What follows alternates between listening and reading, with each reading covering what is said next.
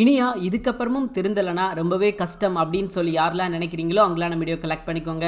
இன்னைக்கு எபிசோட்ல பார்த்தீங்கன்னா காலேஜுக்கு கேம்பெயின்லேருந்து என்ன பண்ணுறாங்க அப்படின்னா பேசிக்கிட்டு இருக்காங்க. இனியா அந்த பார்க்கு போனாங்க இல்லையா, அந்த ஃப்ரெண்ட்ஸ் எல்லாம் பேசிக்கிட்டு இருக்காங்க. என்னடி இப்படி பண்ணிட்டோம், நமக்கு வந்து பெரிய பிரச்சனை வந்துருச்சு, நம்ம தெரிஞ்சு பண்ணமோ தெரியாமல் பண்ணமோ எல்லாத்துக்கும் பிரியா தான் காரணம் அப்படின்ற மாதிரி சொல்ல, பிரியா இருந்துக்கிட்டு எங்க என்னால் மட்டும்தான் பிரச்சனையா, நான் என்ன இப்படி நடக்கும் என்ன கனவா கண்டேன், போனால் பிரச்சனை நடந்து போச்சு, அதை சமாளிக்கிறது எப்படி வழி அப்படின்னு சொல்லி அதை மட்டும் யோசிங்க. புதுசாக இதெல்லாம் வந்து நம்ம டிஸ்கஷன் பண்ண வேண்டாம், இதுக்கப்புறம் என்ன பண்ணலாம், எப்படி இந்த பிரச்சனையை சரி பண்ணலாம் அப்படின்றத மட்டும் யோசிங்க அப்படின்ற மாதிரி சொல்றாங்க. அதுதான் சரியும் கூட. ஏன்னா இதுக்கப்புறம் அந்த பிரச்சனையை ரீவைண்ட் பண்ணி போய் கரெக்ஷன்லாம் பண்ண முடியாது. இதுக்கப்புறம் இன்னொரு பிரச்சனை இந்த மாதிரி வந்துடக்கூடாது. அது போக இந்த பிரச்சனையில இருந்து இப்போதைக்கு எப்படி வெளியே வரணும் அதை மட்டும் தான் அவங்க யோசிக்கணும். அந்த விஷயம் தான் இதுக்கப்புறம் பண்ண போறாங்க.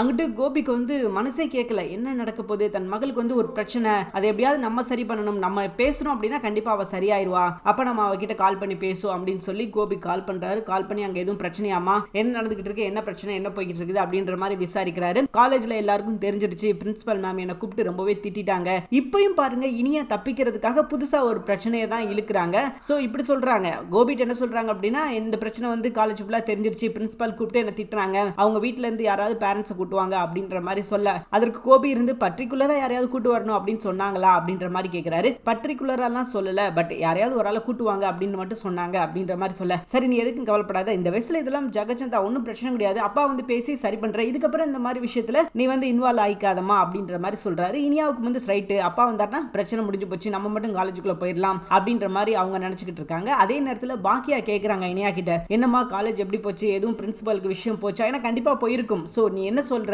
அவங்க எதுவும் கேட்டாங்களா, நீ எதுவும் சொன்னியா அப்படின்ற மாதிரி எவ்வளவு கேட்டு பாக்குறாங்க. ஆனா இனியா என்ன சொல்றாங்க அப்படின்னா, இல்லம்மா அந்த மாதிரி எந்த பிரச்சனையும் இப்ப வரைக்கும் நடக்கல, பிரின்சிபல் என்ன சொன்னாங்க அப்படின்னா இந்த தப்பு தான் முதலும் கடைசியுமா இருக்கட்டும், நீங்க போய் உங்க வேலையை பாருங்க அப்படின்ற மாதிரி சொல்லிட்டாங்கன்னு ஒரு பொய் சொல்றாங்க. தான் தப்பிக்கணும் அப்படின்றதுக்காக ஒரு மிகப்பெரிய வந்து ஒரு பொய் சொல்றாங்க. இந்த பொய்யும் கடைசியில பிரச்சனையா தான் வந்து முடிய போகுது. இந்த பொய் பாக்கியாக்கு தெரிஞ்சுன்னா தாங்கிக்க மாட்டாங்க. ஏற்கனவே இவங்க பண்ண விஷயத்துல ரொம்ப மனசு உடைஞ்சு போயிட்டாங்க. இன்னும் பாத்தீங்கன்னா இவங்க தப்பிக்கிறதுக்காக தன்னோட அப்பா வர சொன்னாங்க, அவங்க அப்பா கிட்ட எந்த பிரச்சனை அப்படின்னு சொல்லி போயிடக்கூடாதுன்னு தான் இவ்வளவு தூரத்துக்கு பாதுகாப்பா வச்சிருக்காங்க. ஆனா அதையும் மீறி ஒரு மிகப்பெரிய விஷயம் பண்ணிருக்காங்க. அதுக்கப்புறம் இன்னொரு பக்கத்துல பாத்தீங்கன்னா பழனிசாமி அண்ட் பாக்கியா இவங்க ரெண்டு பேரும் ரொம்ப தீவிரமா டிஸ்கஷன் பண்றாங்க. இந்த பிள்ளைங்க ஏன் இப்படி இருக்காங்க, நம்ம சமுதாயத்தை திருத்தணும், சமுதாயத்தை மாற்றணும், அவங்க வந்து பண்றது தப்பு அப்படின்றது அவங்களுக்கு தோண மாட்டேங்குது, இந்த வயசுல அவங்க அப்படிதான் இருப்பாங்க, அவங்கள வந்து மாத்துறது நம்ம கையில தான் இருக்குது அப்படின்ற மாதிரி பயங்கரமா ஒரு தீவிரமான ஒரு டிஸ்கஷன் இவங்க ரெண்டு பேருக்குள்ள போய்கிட்டு இருக்குது. என்ன டிஸ்கஷன் பண்ணி என்னத்தை திருத்தி சொல்றதுக்கு ஒன்றும் கிடையாதுங்க. அவங்க என்ன பண்ணாலும் இனியா மறுபடியும் ஏதாவது ஒரு பிரச்சனை பண்ணதான் போறாங்க. கண்டிப்பா அதுதான் நடக்க போகுதுன்னு வச்சுக்கோங்களேன். இப்ப வரைக்கும் பாக்கியாவுக்கு இந்த விஷயம் எதுவுமே தெரியாது, தன்னோட அப்பா வர சொல்லியிருக்காங்க அப்படின்னு சொல்லிட்டு.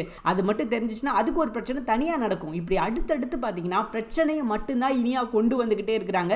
இதுக்கு தாங்க பாக்கியா பிடிச்சி நல்லா திட்டுறாங்க. அவ்வளோ திட்டியும் அவங்க அடுத்த பிரச்சனை தான் கொண்டு வருவேன், அதை சமாளிக்கிறதுக்கு நீங்க ரெடி ஆயிக்கோங்க அப்படின்ற மாதிரி சொல்லியிருக்காங்க. இன்னைக்கு எபிசோட் நடந்த முக்கியமான விஷயம் இவ்வளவுதாங்க. நீ அடுத்து என்ன நடக்க போகுது அப்படின்றத அடுத்த வீடியோல பார்க்கலாம். தேங்க்யூ ஃபார் வாட்சிங்.